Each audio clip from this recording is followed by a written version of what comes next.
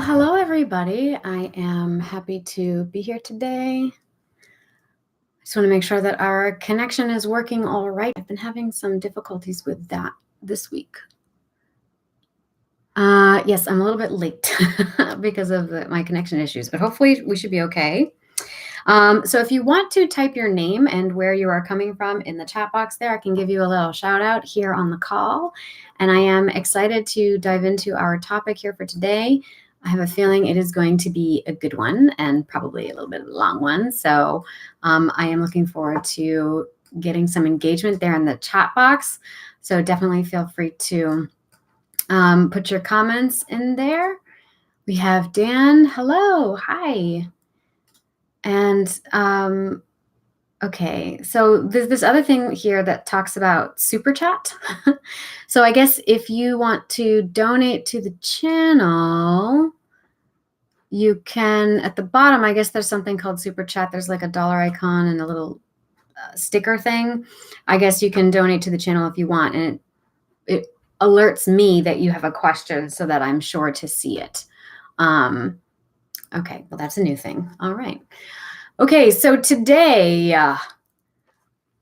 we're going to talk about going from confusion to clarity, 6 reasons you are still single.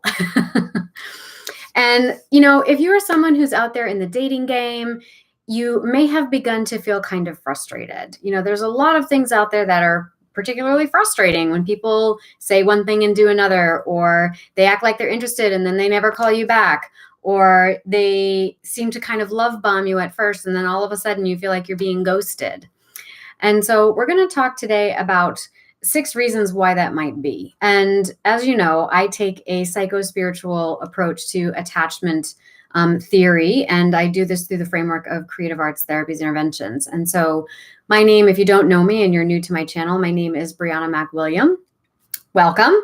And feel free to subscribe and ring the bell and for notifications, because I'm going to be popping in here live on Mondays once a week. So definitely you want to stay tuned. And I tend to approach these topics from my position, which is called the Mack William method. And that is, sometimes I call it the Mack method for short. But that is comprised of basically 3 principles, and that is cognitive reframing, body activation, and arts-based experiential. So basically, being able to tap into your creative expression, whether that is big C creativity or little c creativity, which is being able to think divergently, right? That the ability to do that inevitably becomes the playground, let's say, or the transitional space between the head and the heart. So this is how we start to take all of that insight that you have and integrate it into the body so that you don't just know what your problems are, you actually start to feel differently as a result of all this insight that you have. And so today's video, we are going to be tackling some cognitive reframing. So I'm going to be tackling these reasons from a more heady, sort of intellectualized place. So I look forward to diving into this here with you. So we have Chris Jordan, welcome. We have Anahata. We have Ayeni, Santa Ana. We have Roller Girl, welcome. Oh, thank you. I appreciate that. Oh, I appreciate the thoughts. Yes, my kitty died last week, so I appreciate the sentiment. You're so nice. Okay, so here we are. We're going to talk about the 6 reasons you are still single. So the first one, I can imagine that when you are watching a channel like this and or you subscribe to other channels on love and dating and maybe even self-help and personal development, you probably see a lot of videos that talk about what red flags you should be on the lookout for, right? Well, first, I believe that when you get hooked on red flags, this actually impedes your ability to be able to see what possibilities do exist for you. So I often get the question about spotting red flags on a romantic date. And I have a tendency to believe that attending to red flags only attracts more red flags. So for example, if you were to look around the room, I might ask you, how many red things do you see? And so you look around the room and you count up all the red things and you tell me. And then I say, okay, well, how many blue things did you see? and you don't know because you were looking for the red. But you couldn't say there were no red things. You couldn't even say there weren't a lot of, blue things. You couldn't even say there weren't a lot of blue things, but you were looking for the red things. So your energy and your momentum and your focus is caught up in these things that you don't want, right? And that's going to keep you mired in that situation. So as a result, you end up cultivating a kind of limiting belief that that blue things, which I'm going to equate with healthy partners, right? So blue things are scarce because the whole time you've been hypervigilantly looking out for the red flags, which we're going to equate with bad partners, right? So it's really not about looking outward, but looking inward to what you are noticing about how you are reacting to someone. And the more you practice, the more practice that you have with being in conversation with your essential self, your true self, or what some call your inner being, the more you can use discernment, which is different than being judgy or critical, right? The more you can use discernment to kind of wade through what feels harmonious and in alignment with this person. So what parts of you feel harmonious and in alignment with this person, including their flaws and all, and what creates some discordancy or contrast, let's say. And so once you can identify the contrasts or the discordancies, then you dig into your own values and belief systems to determine the prioritization and weight that that carries for you. So in deciding how to, let's say, allocate your emotional energy and personal time into developing and increasing intimacy and commitment with someone, okay? So it's really also important to ask yourself if your red flags are stemming from a desire for a very specific outcome that actually pulls you out of the present moment and fuels an egoic attachment to something that actually prevents you from being truly authentic and intimate. So for example, if you're going on a date with someone and you're just scanning them for red flags and you're like, is this someone going to help me pop out a baby in the next 12 months, right? You're not fully present. And you're also you're egoically attached to some notion of what partnership is going to bring you and make you happy. And then we got to dive into, why do you want kids anyway? And you can't just tell me, because that's what people do. We're humans, we propagate, right? Anyone who wants a family or doesn't want a family, they have very explicit reasons for that. I want to give the love I never got. Well, when you say things like, I want to give the love I never got, then inevitably you are trying to get something from that child by giving them what you never got, right? So that is something that you need to be in resonance with in the present moment. And there is no such thing as a waste of time. A date with someone who may not ultimately be a life partner is still a precious moment in time during which the universe is always revealing something to you about yourself. And the more that you can search compassionately for what this partner or potential partner might be drawing out with you and the divine spark that is uniquely theirs, without needing to apply an egoic attachment to what you perceive as their potential to meet your aims, right? To fulfill a fantasy that you have, then the more present you actually are with every moment. And the easier it will be to feel on fire about life yourself and to become the partner that you are trying to attract. Because they can only come in once you become that, okay? So you don't want to date someone who is scrutinizing every single little thing you do and say. It's like being on an auction block, right? No one wants that kind of criticism and judgment in a loving relationship. So why be that way with somebody else? And so I recommend that you try to approach dating with an attitude of openness and optimism so these are the premises that we are going to accept instead of harping on red flags. We're going to put focus on these premises instead. And that is that you have a deep and abiding trust that there is no such thing as wasted time. You also note that even disharmonies are important information for your growth. And your ability for self-possession and inner discernment will guarantee resiliency, and a widening conscious awareness and spiritual expansion is inevitable. No matter what you do, you cannot make a mistake and you cannot misstep. Okay. And so overall, whatever red flags may be waving in your face, just remember to tell yourself, and so what? I trust I will be okay, right? Okay. So if you're with me, just type in the chat box, I trust I will be okay. Even if it doesn't feel true for you yet, we'll set the intention. I trust I will be okay, right? Okay. So the second one, which kind of ties in with red flags, is that you approach dating from a scarcity mindset. And so when you approach dating from a scarcity mindset, you tend to assume that you are somehow in a disempowered position. There's only so many partners and resources out there, and that your clock is ticking, and that you are only getting older, and that red flags are haunting your dreams, and that all of these things are depreciating your value, like a car in a used car lot.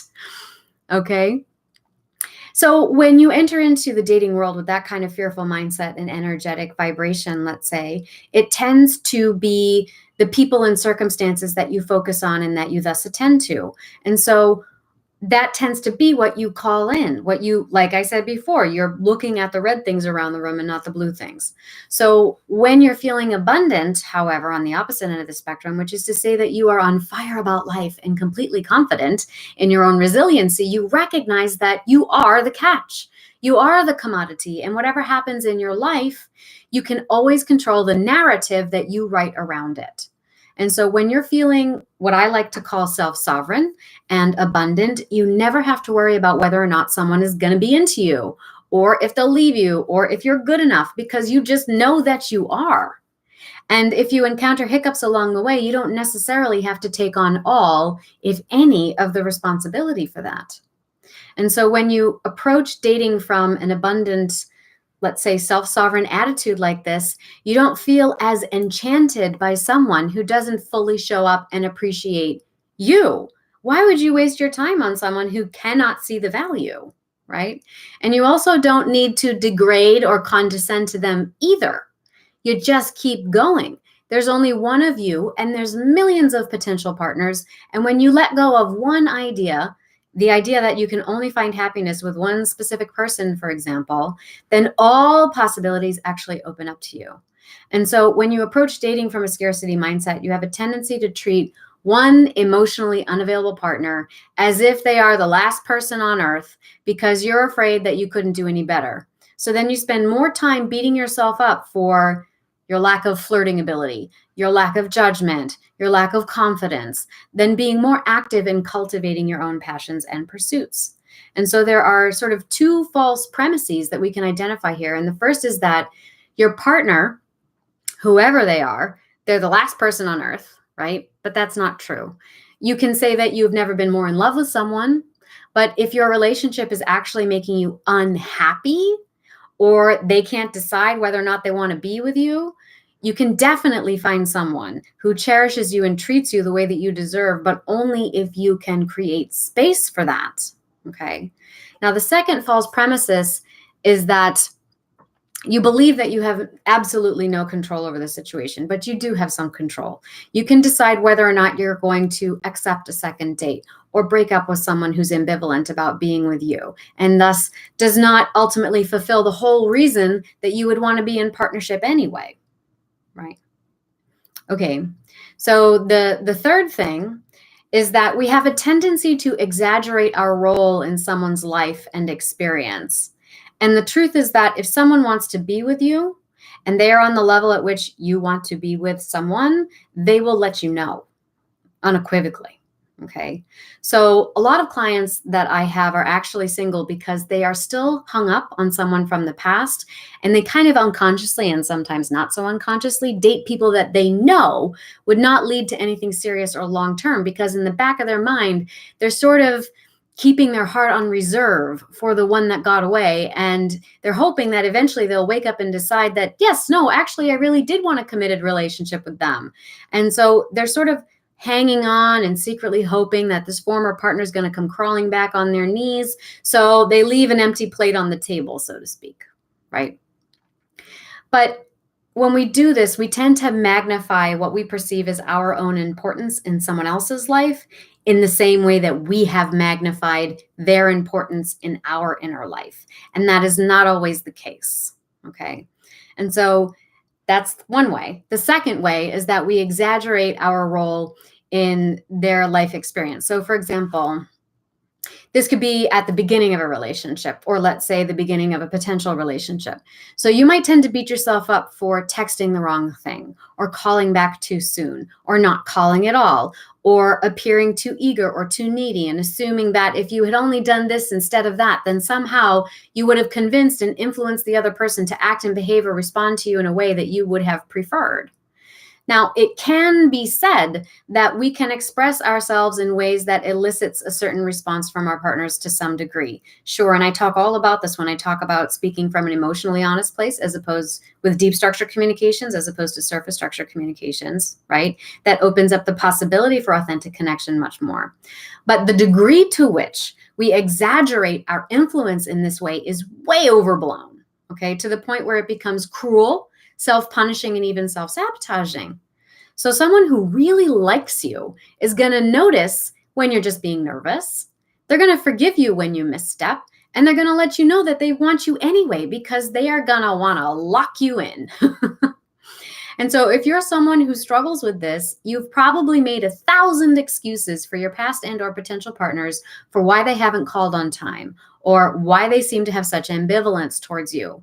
And there's probably a sad sob story about how much they suffered in their childhood and why you should forgive them in their missteps because of their suffering, blah, blah, blah, right? And yet you don't turn that same forgiving attitude in on yourself. But trust me, you want to be with someone who does. Okay. And so if you interpret someone's distance as a punishment for you having said or done something wrong, then they are not someone you want to be with. You want someone who will be as kind and forgiving towards you as you are towards them. Okay. Now, the fourth thing is that this is a more embodied thing, is that pleasure chemicals can also convince us on a very visceral physical level that a relationship is there when it really isn't. So piggybacking off this idea that we can get caught up and hung up on what we can't have, right? That partner that got away, or the partner who seems to keep us at arm's length. So we have a tendency to kind of want what we can't have, right? So piggybacking off this idea that we can get caught up on that and what we can't have, a partner that is more fully present and available, not only do our perceptions about scarcity attitudes tend to work against us, but they also tend to be fueled by psychological attachment and a kind of physical addiction that comes along with that.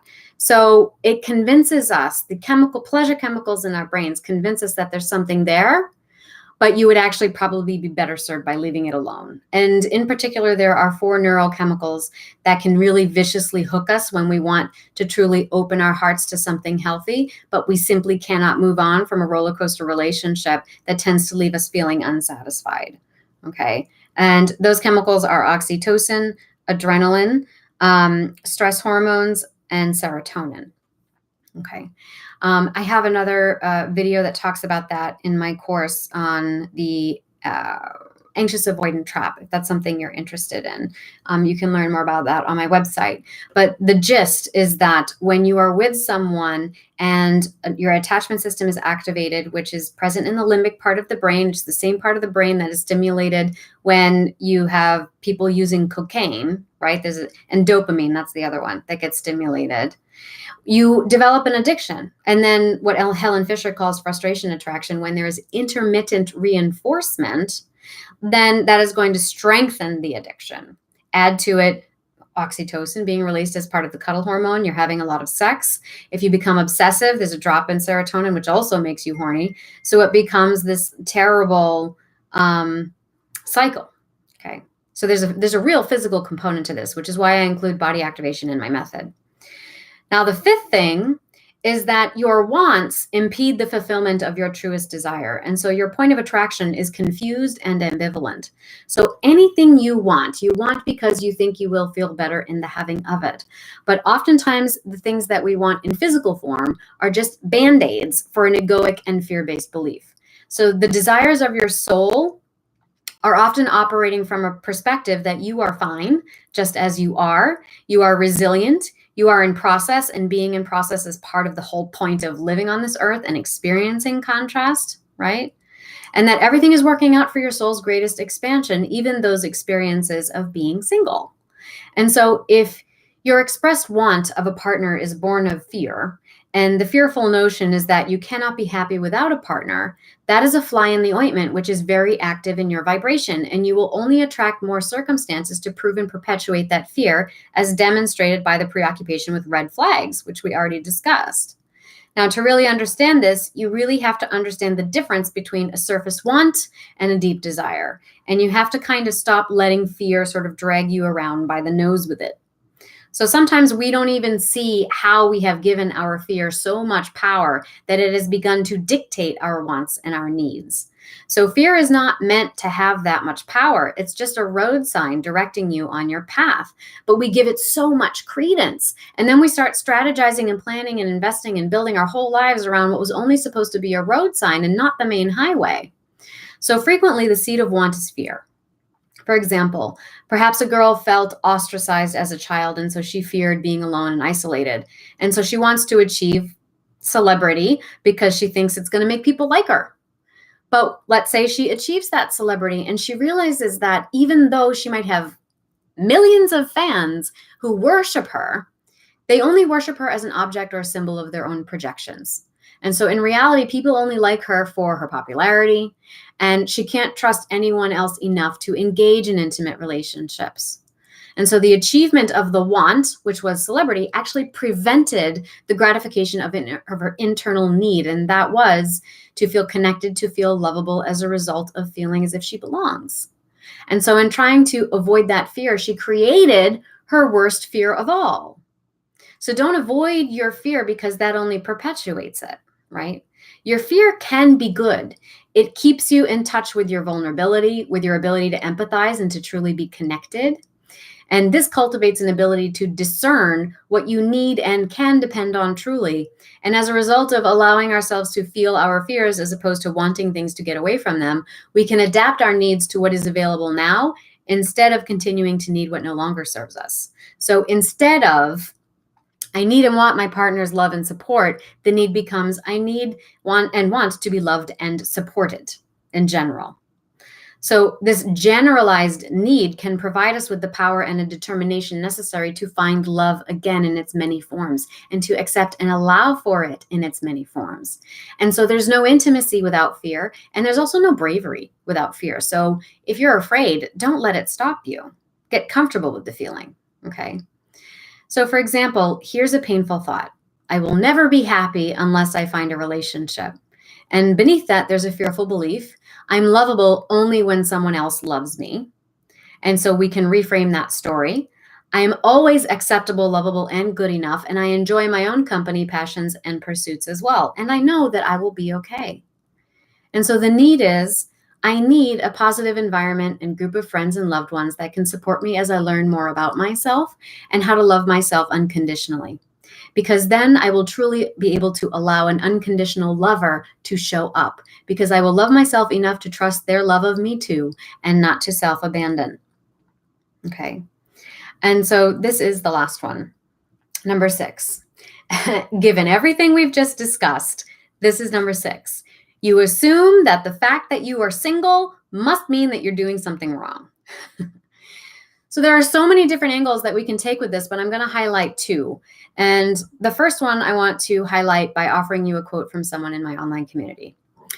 So I'm single for about 1.5 years. This last month, I noticed that I would love to have a real connection with someone on all levels.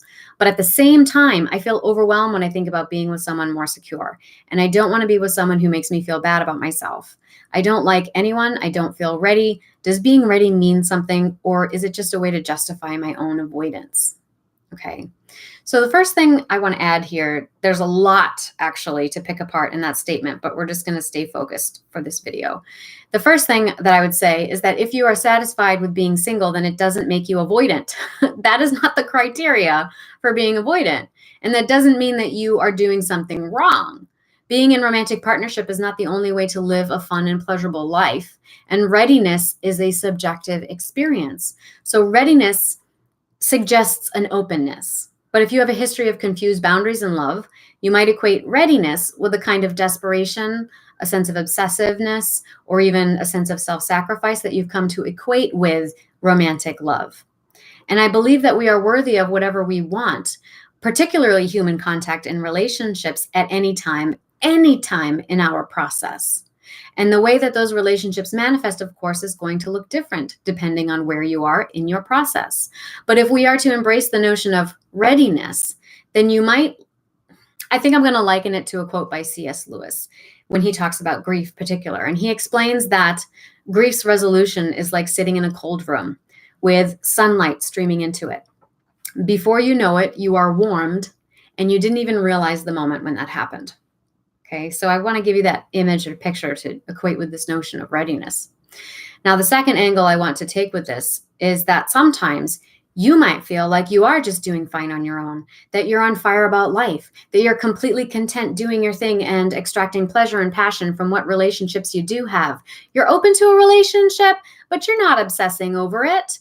You're not rigidly neither are you rigidly rejecting the possibility of one either. You're kind of holding the desire like a bubble or like a water balloon in your hand. And not because it's unimportant to you, but because you know that if you were to squeeze it too tightly, then it would burst.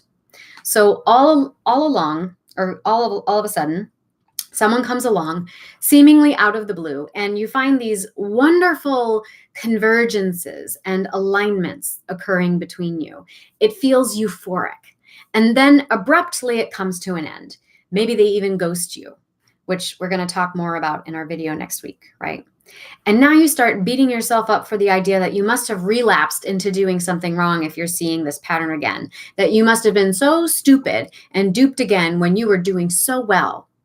But you're not stupid for acknowledging and exploring those places where you did match up with someone, because those are bits of yourself that you are seeing surfacing in response to their external stimulation.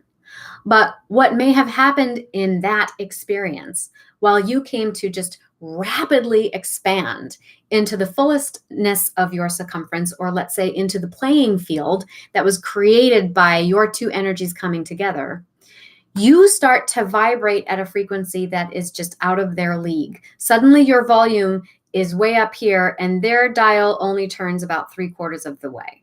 So your desire becomes so big, your capacities become so big that they are just not a match for you anymore. And so perhaps they kind of excused themselves because they saw that they were going to get in your way. And let's be honest, they would. So thank you, that person who showed me how wonderful I am and how much more I really can want and need for myself. And thank you, universe, for bringing me someone who was a perfect match for that particular task and for removing them from my path when it became clear that continuing to engage in that manner with that person would ultimately begin to undo all the work I've already done. And I appreciate this experience, which has opened me up in ways that I had forgotten and allowed me to remember that all of life is in process, and there's no A to B equation that I have to solve or could ever possibly predict, and there is no way that I can make a mistake or misstep. And so sometimes when you are single, it's because you're doing everything right. Sometimes when you are single, it's because you are doing everything right. And the universe is actually positioning you to be precisely where you need to be in order to put you on the path to what will fulfill your deepest desire and not your surface want. Okay. So I want to share maybe kind of a little anecdotal example of this for you. It's a practical one, although I'm talking about these things in a more lofty way. But just to give you an example, I had been talking to someone, this is not recent, but I had been talking to someone rather heavily over text message and the phone. And we had a plan to get together for a date. And I had this feeling in my stomach, like it was like something wasn't right.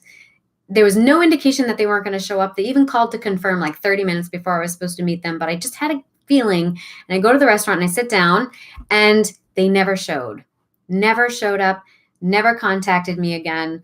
The number was a bum number when I tried to reach out to them. It was just such an interesting and abrupt withdrawal. And I had really gotten dolled up for this date. I'd got my hair and makeup done. I went out and I bought a new shirt or blouse. And I thought, oh, I'm really just all dressed up with nowhere to go. And then I thought, well, you know what? I need to make some more sales videos for my website. And there's a couple of things that I'd been putting off because I didn't want to go through the effort of doing myself up and everything. And I was like, maybe I'll just go do that now for the rest of the night. And so I did. And I came home and I bragged on Facebook that I got stood up. But I was like, you watch. I bet that the universe did this because once I'm done filming all these videos tonight, I'll probably have the best month I've ever had in my business. And you know what? 3 weeks later, I had the highest income for 1 month that I had ever had in my business.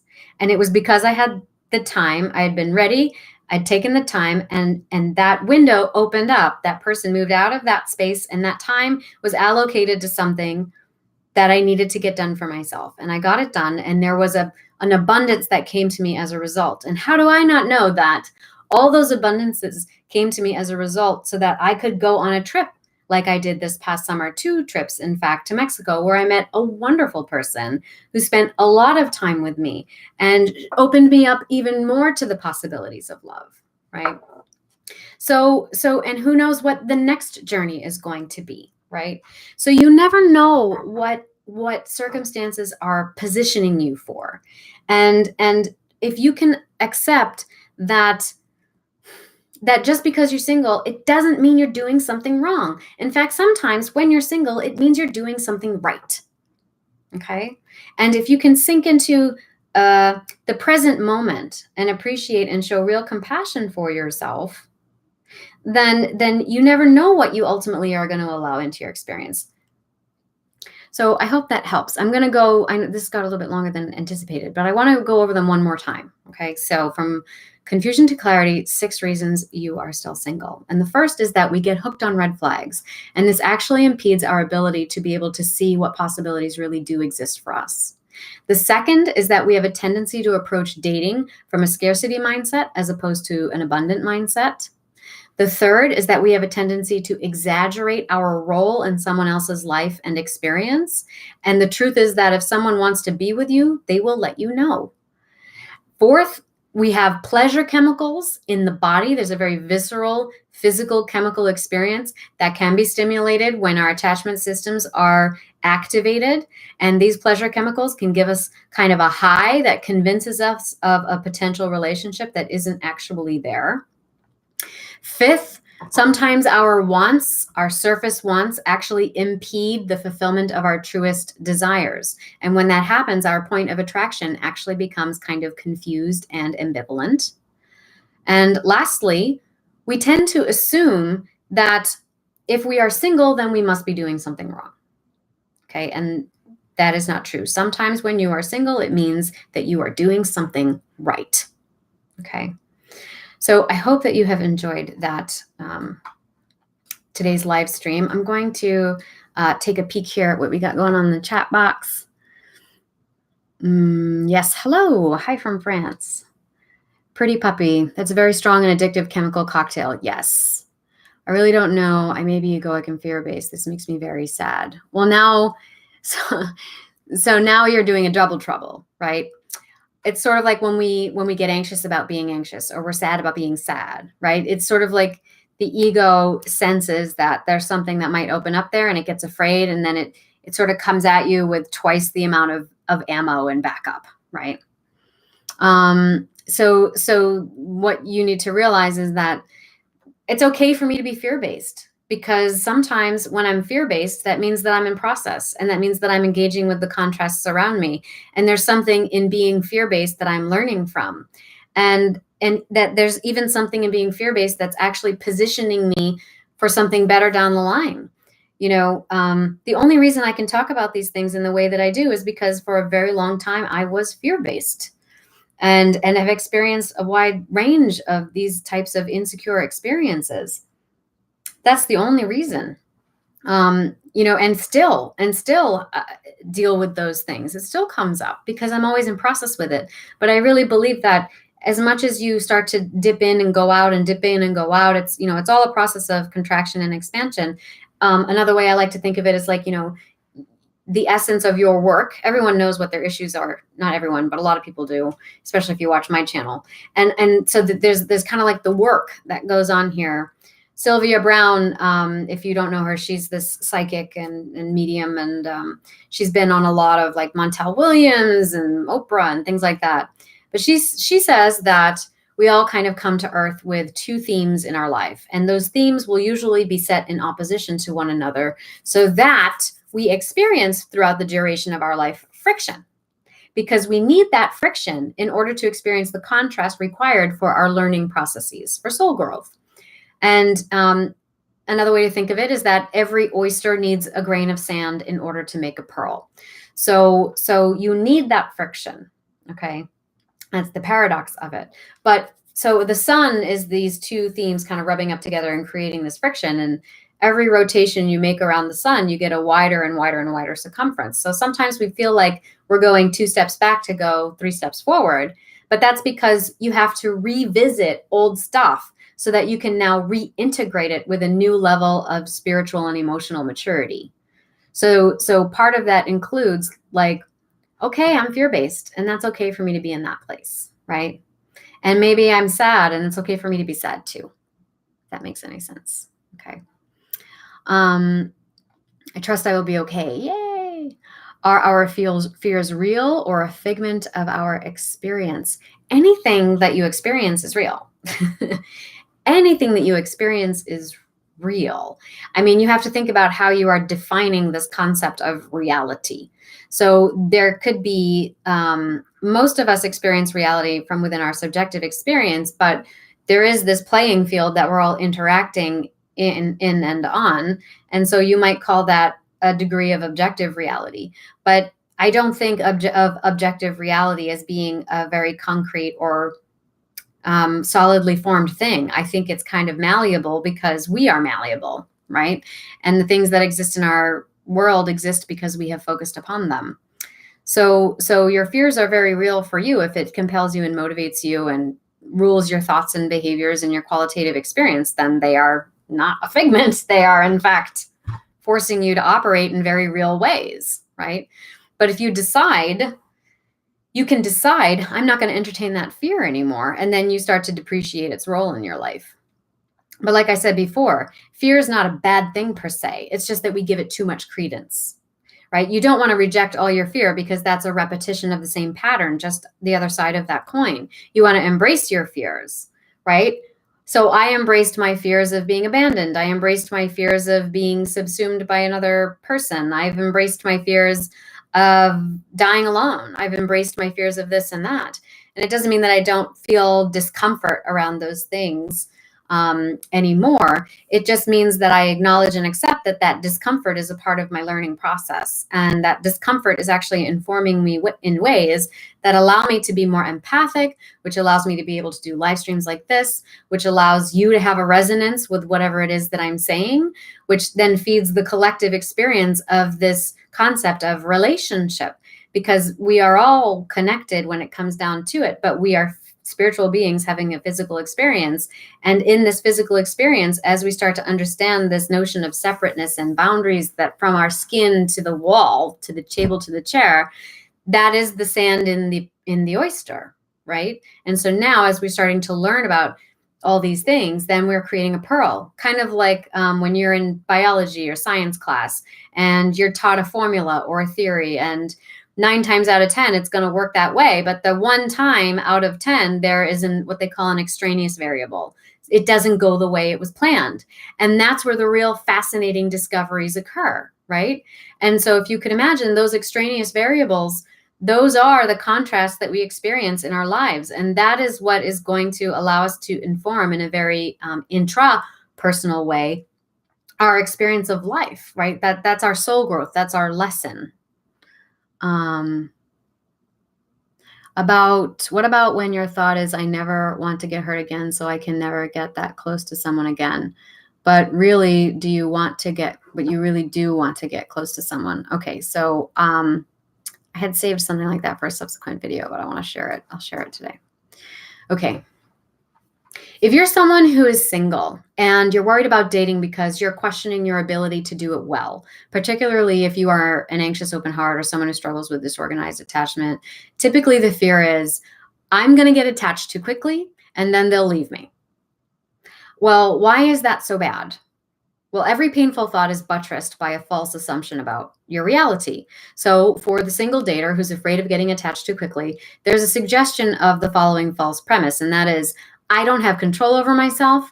I'm not capable of meeting my own needs well enough that I won't become overly dependent on someone else in order to get them met. And if that happens, and if they do leave me, I'm going to die an emotional and psychological death. My qualitative experience of my inner and outer worlds will feel depreciated, and as if they have no value, and that's going to hurt. And so you tend to attract partners that repeatedly send you the message, don't get too attached to me. And so in a very real sense, these emotionally unavailable partners are actually perfect mirrors for the anxious single person's inner dialogue. And that is the conversation between their head and their heart, let's say.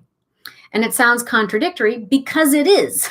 This is the seed of attachment ambivalence. And so you feel tremendous anxiety. But let's say the heart wants what it wants. And that is why even when you attract a perfect mirror for your ego's fear-based beliefs, i.e., I shouldn't get too close, you still find yourself yearning. And that yearning threatens the defensive structures that the ego has put into place to protect your seemingly vulnerable core that will never survive being hurt. Okay. And so the ego also puts into place as a safeguard the scarcity attitude that we've been discussing, that there are few possibilities for love in the world. And so you have to cling to this one less than satisfactory partner because there is no one else that's going to want you. And you wouldn't want the ones that want you anyway.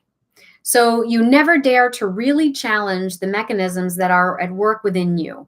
And this scarcity attitude protects the operations of the former false perception of reality. Okay, it keeps us looking outside of ourselves, pointing fingers at other people's fear of commitment, rather than examining our own deep-seated false perception, which is that I am not capable, right? And I do not have control over my own emotional life, and I will never survive being hurt, and there are no positive possible outcomes of being hurt. I cannot be happy and on fire about life unless I have that thing, and oftentimes that thing is a very specific person. But then when we get that partner and we're still not satisfied, right? We're bored. We're worried that we settled. All we can do is talk about how terrible they're making us feel. So I'm going to stick with, so as a result, the ego says, you know what, I'm going to stick with partners that don't look too closely and thus don't risk proving what I unconsciously believe to be really true about my own lack of self-worth, lack of agency and value. And if they leave me, it's because they were emotionally unavailable, not because I'm protecting some part of myself in a very unconscious and convoluted way. And I was a saint for putting in what I did instead of drawing a line and letting us both be on our way. Right? So oftentimes when you struggle with this idea that I'm going to be hurt, so I can't do this, I can't do that, and then the ego creates this double bind. It creates a safeguard by also giving you all these beliefs that are going to prevent you from challenging whatever the fear is, right? Aren't we hardwired to want to connect with someone? Is a close bonded relationship? So would not wanting one mean you have some intimacy issues, aka avoidant? No, not at all. I think that sometimes not wanting a relationship means that you are readying yourself for when you can have a healthy relationship. Sometimes you need to have a relationship with yourself. All relationships with others stem from the relationship between you and you. And until you feel like you've got that relationship between you and you squared, it's always going to bleed out into the relationship between you and someone else. And I'm not saying you have to be alone in order to do that. I think there are some people who temperamentally and dispositionally can do the inner journey while also being in relationship to someone else, having an outer journey. But especially for those who have been in enmeshed family backgrounds or have been in relationships where people were invasive, emotionally dismissive, domineering, unless you can work that kink or that vibration, be an active process with working with that vibration after you have internalized it and made it part of your own internal makeup and dialogue, your relationships outside of yourself are always going to be a mirrored reflection of whatever that internal dialogue is going on, right? So connections with others are always an extension of the connection between you and you, So wanting to have a healthy and positive connection between you and recognizing that as a result of your conditioning, you are going to need and want to explore you before connecting in a romantic relationship with someone else. That's not an avoidant thing. That's, in fact, I would say, a very healthy idea. Now, the other thing too is this question kind of assumes that if you're not in a romantic relationship, then you're not seeking connection. Just because you don't want to have a romantic partner, then you don't want connection. And that's a false premise. When you are when you are exploring that relationship between you, there are tons of connections that you are hardwired to seek and that you do seek out and that you benefit from. Expanding community, reaching out to friends and family, establishing stronger bonds with close friends, establishing a sense of purpose and getting involved in creative works. All of this involves connections with people. It may not be a romantic partnership, but that is a very specific qualitative experience and not the same thing as cutting off all connection. Okay, I hope that makes sense.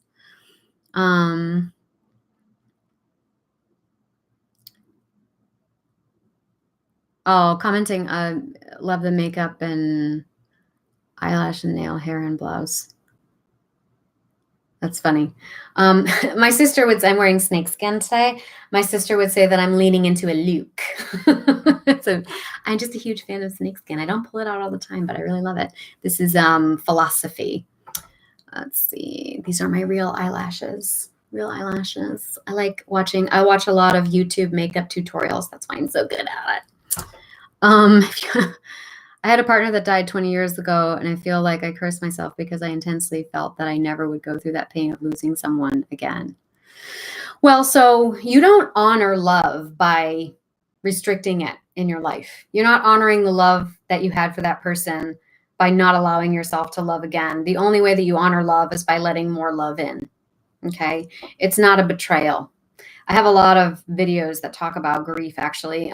There's a video on my channel called 4 Emotions to Process Heartbreak, and we talk a lot more about that in that video. You might like that video.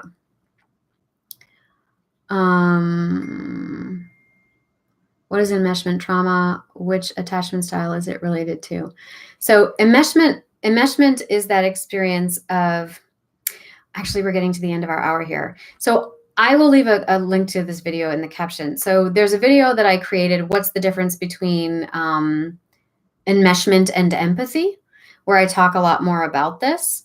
Insecure attachment styles, all of them are related to enmeshment.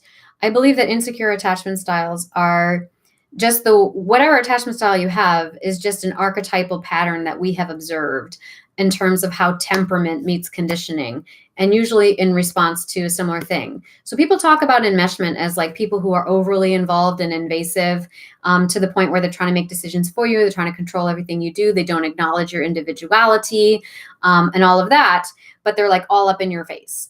And so, but what a lot of people don't realize is that that kind of behavior, that sort of anxious over control and clinging and reaching for, is actually a form of dismissal. Because when you do that, you are dismissing the individuality of that person, and you are dismissing whatever their own assertion of will might be. So enmeshment is also dismissal. Okay. Now, but a lot of people have the picture of dismissiveness as being a picture of someone who neglects you, doesn't listen to you, tells you not to be so hysterical, tells you that it's not worth crying over, dismisses more, let's say, obviously, your feelings. They're disinvolved, let's say. But I guess what I would clarify here is that dismissal exists in enmeshment, and it exists in disinvolved parenting and family systems and situations. It also exists in situations that are unpredictable. So that's more like in families that have history of alcoholism, for example, or where there might be some kind of abuse or trauma in the relationship, where there will be unpredictable responses to things. Then that can also become dismissive. We've got some other comments here. Good stuff. Thank you. I'm glad you like it. I know you've covered this before, but can you remind me what are healthy expectations from a partner? I have a video on YouTube actually that I did last week called 6 Signs of a Secure Relationship. I would check that out. Is it more difficult to explore self while in a relation? It is more difficult to explore self while in a relationship because of the pattern of relationship are more restrictive.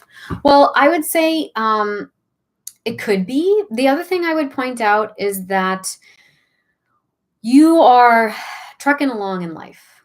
You're moving along in life, you're doing your thing, and you're responding to your conditioning. And oftentimes when we arrive at, I don't know, like a channel like mine, or you arrive at learning about attachment styles, or you get a reading recommendation, or a friend says, hey, you should watch this video because it sounds like what we were talking about on Saturday, right? And you've been there's usually when we come to a place where we recognize that there's something about the way I've been operating that I want to change, or there's something about these patterns that I must play a role in because it keeps happening. Or typically it's because there's a change that is already underway within you, that there's a wave of something that's already shifting beneath the surface. And now your external world is starting to, let's say, fire signs at you that it's time for that surfacing thing to burgeon, to really come out, to rise. And so it sometimes pops out like a catalytic relationship. Oftentimes, particularly for those in this community, it pops out like a catalytic kind of experience. But sometimes it comes out like a sense of spiritual aridity. So sometimes it comes out when everything's going fine, everything's hunky-dory, and you're sort of the one being accused of messing things up. But it's because there is this indescribable need, want, yearning, itchy, scratchy feeling beneath the skin, and you cannot explain it. And so things in the universe kind of end up in your way that tell you there's something that's got to change here, right? But all the way up until that point, everything in your life, the people, friends, family, circumstances, job, all of that stuff has been a reflection of who you were, how you were operating for years, if not the entirety of your life up until this point. And all of that, in the way that we have talked about responding to our own relationship to ourselves, how our environments are just responding to our own relationship to ourselves. Everything that you will find in your circumstances and in your environment and in your friends and in your lovers is a response to what you have been. And now something else is emerging, and you are going to be faced with the decision. Am I going to embrace that something else? Am I going to follow it? Am I going to pursue it? Am I going to allow myself to move into alignment with it? Or am I going to operate on these fear-based beliefs, which may or may not actually be true, that if I do align with that piece, am I going to lose this relationship? Because the truth is you might. You might. That's not necessarily the fear-based belief. That is a real possibility. The fear-based belief is that you won't survive it. The fear-based belief is that that wouldn't actually be the best thing for you, right? The fear-based belief is that you will not actually be better as a result of it. So we resist it for a long time until it's like you ignore it for so long. Now you've either got some kind of malady, or again, something blows up in the relationship. But just keep in mind that if that's the case, then sometimes it is hard to go on that journey in relationship, because if you have been in relationship up until that point, it's a relationship that is going to have to change with you. If you make the decision that this change is essential to my soul's expansion, and I cannot abandon myself. And yes, I am willing to give up this relationship in order to follow my soul's path, because there's something bigger that I am trying to affect as a result of it. Erik Erikson talked about this. He was a social psychologist. And he talked about this in terms of life crises, that as we develop and as we grow older, we have different phases of our mental and emotional growth and development, and that each of these phases he actually called a crisis. And that means that we can anticipate that in certain phases of life, we will experience, just as a normal course of development, very significant conflicts and crises that are so profound that they jettison us into a next phase of development. Okay. So, most of the people in my group are, in their 30s or they're in their 40s or midlife. And, this is when we start to step into like the phase of generativity, when we're starting to think about what is my contribution to the whole, when we're starting to think about, is this all there is to life? What more meaning and sense of purpose can I derive from my time here on earth? We become keenly aware that, wow, I've lived, a larger portion of the first part of my life. Now maybe I've only got like 2/3, 3/4, or 50% of the way to go. And I want the rest of my life to be more internally directed, as opposed to a response to the expectations of my parents, friends, family members, society, and what it is that I've told myself is going to make me happy. But now that I've got it all, doesn't actually make me happy, right? So sometimes we arrive at that place. And so to get back to the original question, when we arrive at that place, we are often surrounded by things that we have created when we are seeking to create new things. And so if you are in an environment where you are mired in something that has been created, then it is likely that you will experience it as restrictive, and it will not actually afford you the ability to connect authentically, which we are hardwired to do, right? So then you have to make some difficult decisions, usually. I hope that makes sense. All right.